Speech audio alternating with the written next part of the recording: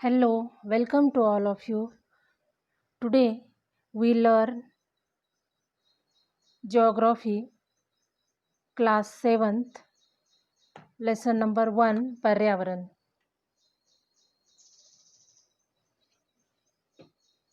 लंबी छुट्टियों के बाद जब रवि स्कूल जा रहा था तब उसने देखा कि उसके स्कूल के निकट के खेल के मैदान में खुदाई हो गई थी।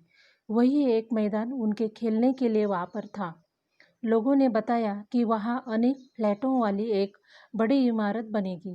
जब रवि को समझ में आया कि मुलायम घास, गेंदे के फूल एवं तितलियों वाला विशाल मैदान अब हमेशा के लिए नष्ट हो चुका है, तो उसकी आंखों से आंसू छलकने लगे। उसने यह बात अपने सहपाठियों को बताई।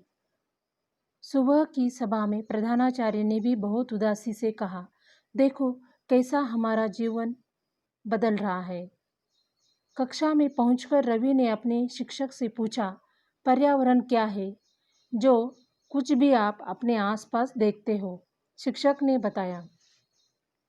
रवि कहने लगा, इसका अर्थ है स्कूल, भवन, मेज, कक्षा में रखी कुर्सियाँ, यहाँ तक कि खुला मैदान, सड़क, कूड़ा करकट, मेरे दोस्त, ये सभी हमारे पर्यावरण के अंग है। हाँ, शिक्षक ने कहा, लेकिन जरा रुको, कुछ वस्तुओं का निर्माण प्रकृति ने किया है, जैसे पर्वत, नदियाँ, पेड़, प्राणी, जबकि अन्य का निर्माण मानव ने किया है, जैसे सड़क, कार, कपड़े, किताब आदि। पर्यावरण हमारे जीवन का मूल आधार है। यह हमें सांस लेने के लिए हवा, पीने के लिए जल, खाने के लिए भोजन एवं रहने के लिए भूमि प्रदान करता है। मानव इस प्राकृतिक पर्यावरण में कैसे परिवर्तन करता है? कार का धुआं वायु को प्रदूषित करता है, पानी को पात्र में एकत्रित किया जाता है, भोजन को बर्तनों में परोसा जाता है और भूमि पर कारखानों का निर्माण होता है। मानव कार, मील, कारखानों एवं बर्तनों का निर्माण करता है। इस प्रकार से मानव प्राकृतिक पर्यावरण में परिवर्तन करता है। पर्यावरण यानी एनवायरनमेंट शब्द की उत्पत्ति फ्रेंच शब्द एनवायनोरो से हुई है, जिसका अर्थ है पड़ोस। प्राकृतिक पर्यावरण भूमि, जल, वायु, पेड़ पौधे एवं जीव जंतु मिलकर प्राकृतिक पर्यावरण बनाते हैं। पृथ्वी की ठोस प्रॉपर्टी या कठोर ऊपरी सतह को स्थल मंडल कहते हैं। यह चट्टानों एवं खनिजों से बना होता है एवं मिट्टी की पतली परत से ढका होता है। यह पहाड़, पठार, मैदान, घाटी आदि जैसे विभिन्न स्थलाकृतियों वाला विषम धरातल होता है। यह स्थलाकृतियाँ महाद्वीपों के अलावा महासागर की सतह पर भी पाई जाती है। स्थलमंडल वह क्षेत्र है जो हमें वन, कृषि एवं मानव बस्तियों के लिए भूमि, पशुओं को चरने के लिए घास स्थल प्रदान करता है। यह खनिज संपदा का भी स्रोत है। जल के क्षेत्र को जलमंडल कहते हैं। यह जल के विभिन्न स्रोतों जैसे नदी, झील, समुद्र, महासागर आदि जैसे विभिन्न जलाशयों से मिलकर बनता है। यह सभी प्राणियों के लिए आवश्यक है। जो हम चित्र में देख रहे जलमंडल, वायुमंडल, जैवमंडल, स्थलमंडल, इसमें क्या होता है? जैसे जलमंडल में जलीय जीव रहते हैं। वायुमंडल में हमें सांस लेने के लिए ऑक्सीजन मिलता है। वायुमंडल में हवाई जहाज भी आते जाते हमको दिखते हैं। स्थलमंडल में हम रहते हैं, लोग खेती करते हैं।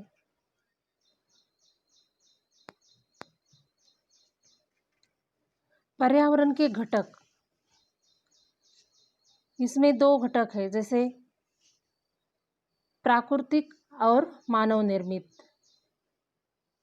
प्राकृतिक में वायु है, जल है, स्थल है और सजीव है। और मानव निर्मित में इमारतें, पार्क, पुल, सड़क, स्मारक और उद्योग है। अब जो मानव से निर्मित जो चीज़ें हैं वो है एक व्यक्ति, परिवार, समुदाय, धर्म, शैक्षिक, आर्थिक, राजनीतिक स्थिति, ये सभी मानव ने निर्मित किए हैं। जीवीय और अजीवीय।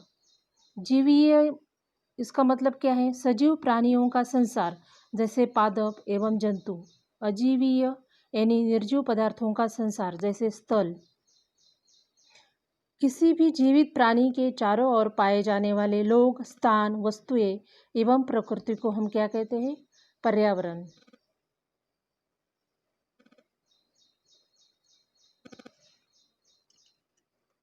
नेचर। नेचर यानी पर्यावरण।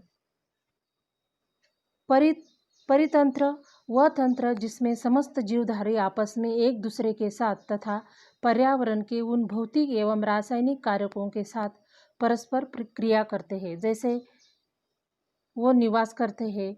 सब ऊर्जा और पदार्थों के स्थानांतरण द्वारा संबंध है। प्रत्येक वर्ष हम 5 जून को विश्व पर्यावरण दिवस मनाते हैं। वस्तु विनिमय पद्धति क्या होती है? यह वस्तुओं की अदला बदली का व्यापार है जिसमें धन का प्रयोग नहीं होता है। मानवीय पर्यावरण। मानव अपने पर्यावरण के साथ पारस्परिक क्रिया करता है और उसमें अपनी आवश्यकता के अनुसार परिवर्तन करता है। प्रारंभिक मानव ने स्वयं को प्रकृति के अनुरूप बना लिया था। उनका जीवन सरल था एवं आसपास की प्रकृति से उनकी आवश्यकताएं पूरी हो जाती थी। समय के साथ कई प्रकार की आवश्यकताएं बढ़ी। मानव ने पर्यावरण के उपयोग और उसमें परिवर्तन करने के कई तरीके सीख लिए। उसने फसल उगाना, पशु पालना एवं स्थायी जीवन जीना सीख लिया। पहिए का आविष्कार हुआ। आवश्यकता से अधिक अन्न उपजाया गया। वस्तु विनिमय पद्धति का विकास हुआ। व्यापार आरंभ हुआ एवं वाणिज्य का विकास हुआ। औद्योगिक क्रांति से बड़े पैमाने पर उत्पादन प्रारंभ हो गया। परिवहन तेज गति से प्रारंभ हुआ। सूचना क्रांति से पूरे विश्व में संचार सहज द्रुत हो गया।